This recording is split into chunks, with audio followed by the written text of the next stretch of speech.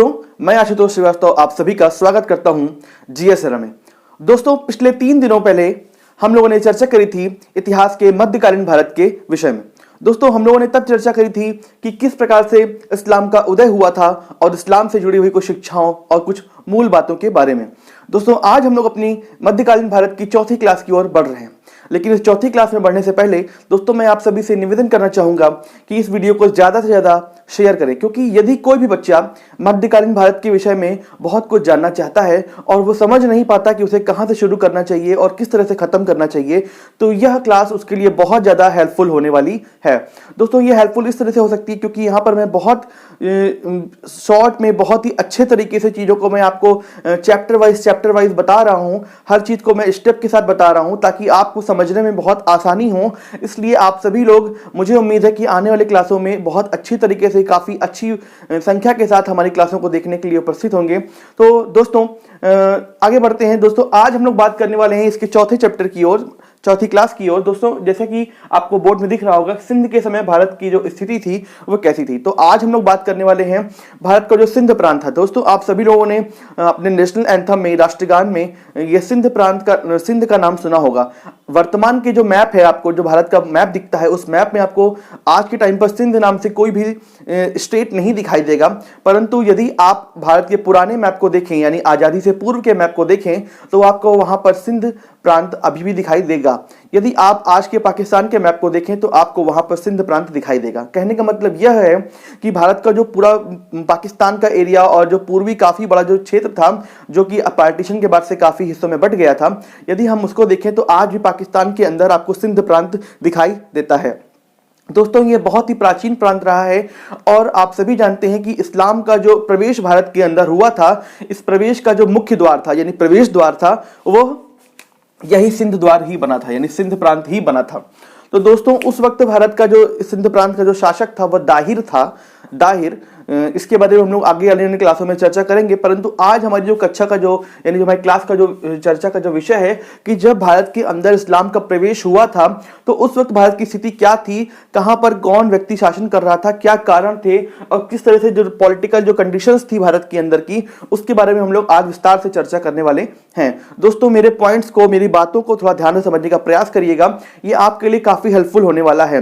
दोस्तों, यहाँ पर मैं, क्योंकि मैंने मध्यकालीन भारत से अपने इतिहास की शुरुआत करी है, मैंने एंशिएंट के बारे में आपको क्लासेस में नहीं बताया, इसलिए आपके लिए हो सकता है, बहुत सारे बच्चों के लिए यह हर्षवर्धन जो एक नाम मैं यहाँ पे लेने वाला हूँ, यह उसके लिए एक क्वेश्चन मार्क बना के आ जाए। बहुत सारे लोग ने हर्षवर्धन का नाम बचपन में सुना होगा, परंतु यहाँ पर हम लोगों ने हर्षवर्धन के बारे में चर्चा नहीं करने वाले हैं, क्योंकि हर्षवर्धन एंशिएंट का जो एंड पॉइंट है वो वहां पर पहुंच जाते हैं। तो हम लोग फिलहाल हर्षवर्धन के बारे में थोड़ी सी बातें करते हैं और फिर आगे बढ़ते हैं। दोस्तों, हर्षवर्धन एक वर्धन वंश का शासक था जिसकी राजधानी कन्नौज थी, और इसके बारे में बहुत सारी बातें बोली जाती हैं कि इसने कई सारे सर्वधर्म संभाव से जुड़ा हुआ व्यक्ति था। ये सभी के साथ, सभी धर्मों के साथ प्रेम और अच्छे संबंध बनाकर स्थापित करके काम करना चाहता था। यह एक चक्रवर्ती शासक इसे हम कह सकते हैं, क्योंकि इसने काफ़ी बड़े क्षेत्र पर शासन किया और शासन करने का जो तरीका था वो बहुत ही शानदार तरीके से इसने शासन करने का प्रयत्न किया। दोस्तों, इसके बारे में सबसे बड़ी जो बातें कही जाती है, वह अपने वंश का अंतिम शासक था, क्योंकि इसका कोई उत्तराधिकारी नहीं था और यह स्वयं में एक बहुत ही दानवीर व्यक्ति था। इसके बारे में आप बहुत सारी बातें सुनते हैं कि अपनी बहन राजश्री को बचाने के लिए इसने काफी ज्यादा काम किया था, अपने बड़े भाई की हत्या का बदला लेने के लिए इसने काफी मेहनत करी थी, अपनी बहन के राज्य को स्वयं में ले लिया था, स्वयं में जोड़ करके उसने उसको भी साथ में लेकर के काम किया। तो इसके बारे में आपको बहुत सारी चीजें जानने को मिलती हैं। एक इसकी कैपिटल और थी थानेश्वर, ये वर्तमान में हरियाणा में पड़ता है। तो थानेश्वर इसकी मूल कैपिटल थी और अपनी बहन के राज्य को अपने साथ लेने के बाद यहाँ पर इसने कन्नौज को भी अपनी कैपिटल बना लिया था और संपूर्ण भारत पर एक मतलब एकीकरण करने का काम किया था। एक पूर्ण स्वतंत्रता के साथ केंद्रीय सत्ता की स्थापना करी थी। तो दोस्तों, यहाँ पर हम लोग इसी के बारे में बात कर रहे हैं। देखिए, जब भारत पर, समझने की कोशिश करिएगा, जब भारत पर सिंध पर, यानी सिंध जो प्रवेश द्वार था, वहां पर जब पहली बार इस्लाम का आक्रमण हुआ, इस्लाम कहां पड़ता है? अरब में। यानी अरब, यदि आप भारतीय मैप को देखेंगे तो अरब भारत के पश्चिमी क्षेत्र पर पड़ता है और वहां से जब भारत में प्रवेश हुआ तो वहां से उनका सबसे प्रमुख जो द्वार था आपको वो दिखाई देगा सिंध। आप सभी जानते हैं पाकिस्तान भारत के पश्चिमी क्षेत्र पर पड़ता है। तो उस सिंध पर प्रवेश करने के दौरान उनका जो सबसे पहले सामना हुआ वह दाहिर से हुआ। परंतु यहां पर हम बात कर रहे हैं कि सिंध पर आक्रमण करने के समय की भारत की स्थिति कैसी थी, कौन कहां पर था, तो उसी के बारे में हम लोग बात करने वाले हैं। देखिए दोस्तों, हम बात कर रहे हैं राजनीतिक अवस्था के बारे में। तो दोस्तों, जब आप सभी जानते हैं अशोक, हम सभी ने अशोक महान का नाम सुना हुआ है, जो कि मौर्य वंश का सबसे प्रतापी शासकों में एक था। उसने भारत के अंदर एक केंद्रीय सत्ता की स्थापना अपने टाइम पर करी थी। केंद्रीय सत्ता की स्थापना का मतलब यह हुआ कि उसने पश्चिम, उत्तर, दक्षिणी क्षेत्र पर तो बहुत अधिक उसका विस्तार नहीं था, परंतु पूर्वी क्षेत्र पर भी अच्छा खासा उसका विस्तार था। इन सभी क्षेत्रों को, काफी विशाल क्षेत्र को सबसे पहले एकीकृत करने वाला व्यक्ति जो था वो अशोक था। उसने सभी जगह पर सभी स्वतंत्र जो अलग अलग राज्य थे उनको अपने कंट्रोल पर लिया था, और अपने कंट्रोल पर लेने के बाद उसने सभी को बाकायदा नियंत्रण पर लेने के पश्चात अपनी बातों को वहां पर विस्तारित करके या प्रसारित करके पहुंचाया था। तो दोस्तों, यह काम अशोक ने किया था। और उसके बाद गुप्त वंश के आने के दौरान तो चंद्रगुप्त, विक्रमादित्य जैसे लोग, काफी अच्छे बड़े शासक, समुद्रगुप्त जैसा प्रतापी शासक, उसके बाद करते करते काफी अच्छे शासकों और अच्छे वंशों के होने के बाद अंत में यह आकर के हर्षवर्धन के हाथ में पहुंचता है। दोस्तों, हर्षवर्धन भी एक केंद्रीय सत्ता की स्थापना करने वाला शासक था। वर्धन वंश का अंतिम व्यक्ति था, क्योंकि इसका कोई उत्तराधिकारी नहीं था, इसलिए इसकी मृत्यु होने के बाद इस केंद्रीय सत्ता स्थापित करने वाले व्यक्ति यानी हर्षवर्धन की मृत्यु होने के पश्चात यह सत्ता खत्म हो जाती है। यानी यह एक महान शासक था जिसने कंट्रोल किया। आप एक बात को समझ सकते हैं कि यदि आपके पास पावर है और आप उस पावर का इस्तेमाल आराम से किसी चीज को कंट्रोल करने पर कर सकते हैं। आप एक बड़े संसार का, अपने बड़े साम्राज्य को तब तक नहीं रोक सकते जब आपके पास पावर आपके पास नहीं होगी। यदि आपके पास पावर है तो आप उनको कंट्रोल कर सकते हैं, बट आपके पास अगर पावर नहीं है, आप इस काबिल नहीं है कि उनको अपने हाथ में ले सकें, तो आपके हाथ से वो चीजें छिनती चली जाएंगी। आप कमजोर हैं तो आप उन चीजों को आसानी से छोड़ देंगे। वही हुआ। देखिए हर्षवर्धन एक प्रतापी शासक था जो कि मजबूत था, जितना उदार था उतना ही आक्रामक भी था। तो जब इसकी मृत्यु होती है, इसकी मृत्यु होती है 647 ईस्वी में।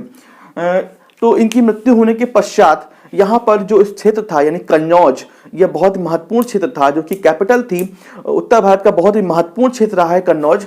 ये शून्य हो जाता है। शून्य होने का मतलब यह है कि यह जितने भी राज्यों को उसने, स्वतंत्र राज्य जितने भी राज्य थे, जितना कंट्रोल करके उसने रखा हुआ था, ये सभी स्वतंत्र हो गए, क्योंकि अब कोई ऐसा व्यक्ति, मजबूत शासक नहीं था सेंटर पर जो उनको कंट्रोल कर सके। और आपको पता है, यदि कोई कंट्रोल करने वाला नहीं होगा तो सभी लोग मनमानी करना शुरू कर देंगे। वही हुआ। इनके राज्य सभी आपस में स्वतंत्र होते चले गए और काफी बड़ी संख्या में स्वतंत्र हो गए। तो दोस्तों, लगभग 50 साल ऐसा वर्ष बीता जो कि राजनीतिक शून्यता का वर्ष कहा जाता है। अव्यवस्था फैल गई, हर एक राज्य आपस में खींचातानी में लग गया, जो कि अपने को स्वतंत्र करने में लग गया। ऐसी स्थिति पे इस अव्यवस्था को संभालने वाला कोई व्यक्ति नहीं मौजूद था। ऐसी स्थिति पे एक अलग सी स्थिति उत्पन्न होना शुरू हो गई, और ऐसे टाइम पर स्वयं को चंद्रवंशी कहने वाला एक यशोवर्मन नाम का शासक आता है। यशोवर्मन वही व्यक्ति है जिसने स्वयं को चंद्रवंशी कहा था, परंतु उसके भी आगे और पिछू यानी आगे और पीछे के बारे में भी कोई जानकारी प्राप्त नहीं होती है, जहां तक मेरी जानकारी है। और हर्षवर्धन के पश्चात यशोवर्मन ने कन्नौज पर शासन करने का काम किया, परंतु यशोवर्मन ने भी उस तरीके से कंट्रोल करने की कोशिश नहीं कर पाया, क्योंकि उसका भी कोई उत्तराधिकारी नहीं था, और वह भी उस प्रकार से काम नहीं कर सका जिस प्रकार से हर्षवर्धन ने किया था। ऐसी स्थिति में बहुत सारे राज्य स्वतंत्र हो गए, और ये सभी पूर्ण स्वतंत्र अर्थात प्रभुत्व संपन्न स्वयं को कहलाने लगे या कहने लगे। दोस्तों, कौन कौन क्षेत्रों पे कौन कौन से लोग थे, इस बारे में हम लोग आगे चर्चा करें। 632 में मोहम्मद साहब जी की मृत्यु होती है, और 647 में उनकी मृत्यु, हर्षवर्धन की मृत्यु हो जाती है। ऐसी स्थिति पर इस्लाम का उदय यानी इस्लाम भी अपना पैर पसारना चाह रहा था। इस्लाम ने सबसे पहले कहां कहां पैर पसारा, किस प्रकार से क्या किया, उस बारे में हम लोग चर्चा करेंगे। तो दोस्तों, यहां पर मैं आपको बताना चाहता हूं कि अरब वो क्षेत्र था जहां पर सबसे पहले इस्लाम का उदय हुआ। और उनकी मृत्यु होने के पश्चात, जैसा कि मैंने पिछली कक्षाओं में चर्चा करी थी कि कौन कौन से खलीफा टॉप 5 में आए थे, उन खलीफाओं का जो मेन कार्य था वो 2 थे। दोस्तों, सबसे पहले वो चाहते थे कि अपने साम्राज्य का विस्तार करें, और साम्राज्य विस्तार के साथ साथ वो इस्लाम का उदय भी करना चाहते थे, यानी इस्लाम का प्रसार भी करना चाहते थे। और इसके लिए उन्होंने अलग अलग क्षेत्रों पर, चाहे वो यूरोप रहा हो, चाहे वो मध्य एशिया का क्षेत्र रहा हो, या अन्य जो अगल बगल के यानी खाड़ी देशों की जिनकी हम लोग बात करते हैं, ईरान, इराक, इन सभी क्षेत्रों पर प्रसार करना शुरू किया। और उसके प्रसार होने के तत्पश्चात इन्होंने भारत की ओर भी रुख किया, क्योंकि आप सभी जानते हैं भारत पूर्व समय से ही सोने की चिड़िया के नाम से प्रसिद्ध रहा है।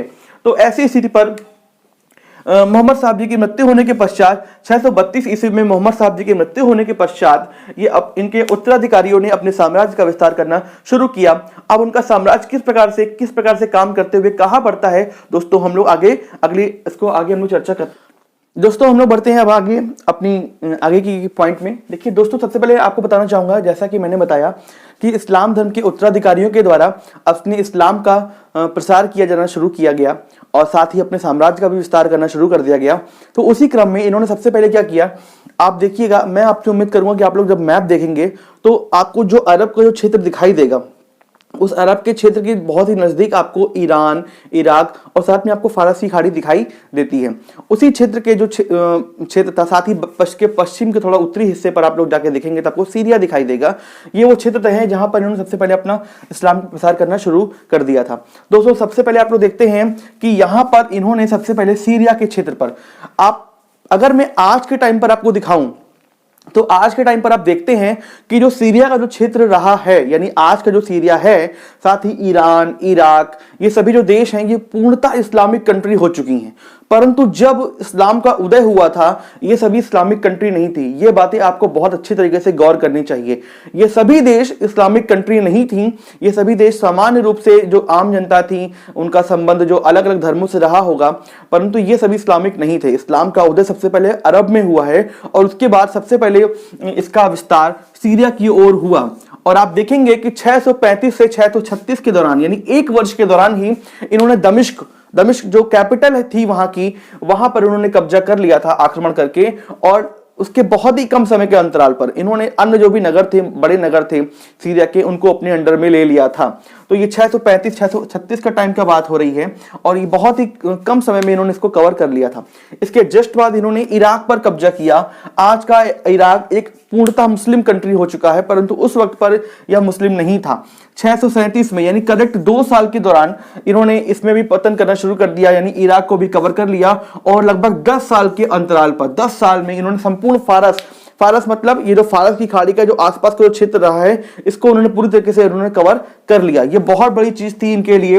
यानी आप अगर इसको इस तरह से देखें, आप ऐसे तो आप पढ़ेंगे तो आपको लगेगा ये बहुत छोटी बात है, परंतु आप इसको इस तरह से देखें कि एक बहुत बड़े धर्म का विस्तार किसी एक देश पर किया जा रहा है और वो भी मात्र 10 साल के अंतराल पर इन्होंने पूरे देश की जाति को, धर्म को बदल डाला और वो इसको पूर्णतः मुस्लिम कर दिया। ये बहुत बड़ी बात है। दोस्तों सीरिया को कवर कर लिया गया, इराक को कवर कर लिया गया। उसके पश्चात यानी उसके 37 के बाद में लगभग 6 साल के अंतराल पर इन्होंने भारतीय सीमा पर प्रवेश करना शुरू किया। यह बहुत बड़ी बात थी। आपके लिए हो सकता है यह आश्चर्य की बात हो कि हम सभी पढ़ते हैं कि 712 ईस्वी में भारत पर पहली बार इस्लामिक आक्रमण हुआ, लेकिन यह बात सही नहीं है। यह दोस्तों सफल आक्रमण था पूर्णतः, परंतु भारतीय सीमा पर इनका प्रवेश 643 ईस्वी से ही होना शुरू हो चुका था। और यह बिल्कुल उनका एक 2 एजेंडा थे और उस एजेंडा पर ये काम कर रहे थे। पहला तो आपको मैंने बताया कि साम्राज्य का विस्तार करना, दूसरा धर्म का प्रसार करना। और इन दोनों चीजों को करने के लिए उन्होंने जो मूल मान्यताएं थी जो इस्लाम की, यानी मोहम्मद साहब के द्वारा कही हुई सुन्नत थी, उनके द्वारा किए हुए अच्छे कार्य थे, उनको बिल्कुल पूरी तरीके से नजरअंदाज कर दिया गया। यानी खलीफाओं की बातों को पूरी तरीके से तवज्जो देना शुरू कर दिया गया। और उसी के कहते हुए, उसी के मतलब मैं अगर कहना चाहूं कि उन्हीं बातों को फॉलो करते हुए इन्होंने लगभग बहुत ही कम साल पर, यानी 20 साल के अंतराल पर ही इन्होंने काफी बड़ी संख्या में अपने राज्य का विस्तार कर लिया।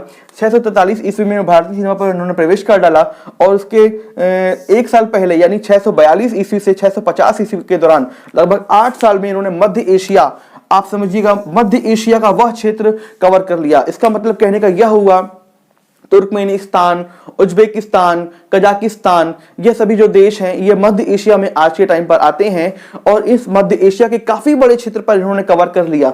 दोस्तों आप देख सकते हैं कि कितना बड़ा क्षेत्र। देखिए सबसे पहले इन्होंने सीरिया को कवर किया, सीरिया के बाद इराक को कवर किया, इराक के बाद ईरान में पारसी धर्म का भी काफी बड़ा विस्तार था, उसको भी इन्होंने कवर कर लिया। मिस्र को कवर कर लिया, मिस्र को कवर करने के बाद उत्तरी अफ्रीका यानी अफ्रीकन कॉन्टिनेंट पर भी पहुंच गए। अफ्रीकन कॉन्टिनेंट पर भी इन्होंने कवर कर लिया। बहुत तेजी के साथ अफ्रीकन कॉन्टिनेंट पर कवर करने की कोशिश करी गई। अगर आपकी आज के मैप को आप देखते हैं तो आपको आज के टाइम पर अफ्रीका में काफी बड़ी संख्या में यानी उत्तरी अफ्रीका के काफी बड़े सारे देश ऐसे हैं जो मुस्लिम समुदाय को यानी मुस्लिम धर्म को मानने वाले हैं। मैं उत्तरी अफ्रीका की बात कर रहा हूं क्योंकि उनका जो संबंध है यानी उनका जो जुड़ाव है वो बिल्कुल इस्लामिक यानी खाड़ी कंट्रियों से काफी हद तक होता है। यहां तक कि उन्होंने अपने पश्चिम में यानी यूरोप में भी प्रवेश किया और स्पेन में भी अपने धर्म का प्रचार करना, साथ में साम्राज्य का विस्तार करना शुरू कर दिया गया था। और यह सारे काम इन्होंने, एक अब्बासी साम्राज्य आया था, यानी खलीफाओं में एक साम्राज्य का उदय होता है जिसे अब्बासी साम्राज्य बोलते हैं, उसके द्वारा किया गया। तो आप सभी इस बात को बहुत अच्छे तरीके से समझ सकते हैं कि इनका जो मोटो था, जो काम करने का तरीका था, वो बिल्कुल शांति के साथ किया हुआ काम नहीं था, क्योंकि आप सभी जानते हैं कि शांति के द्वारा, प्यार से कही हुई बातों का जो असर होता है वो धीरे होता है, लेकिन जबरन आक्रामक तरीके से किए हुए कामों का जो असर होता है वो बहुत जबरदस्ती यानी बहुत तेजी से होता है। ये थी हमारी आज की क्लास। दोस्तों, आज की क्लास में हम लोगों ने बहुत सारे विषयों पर चर्चा करी।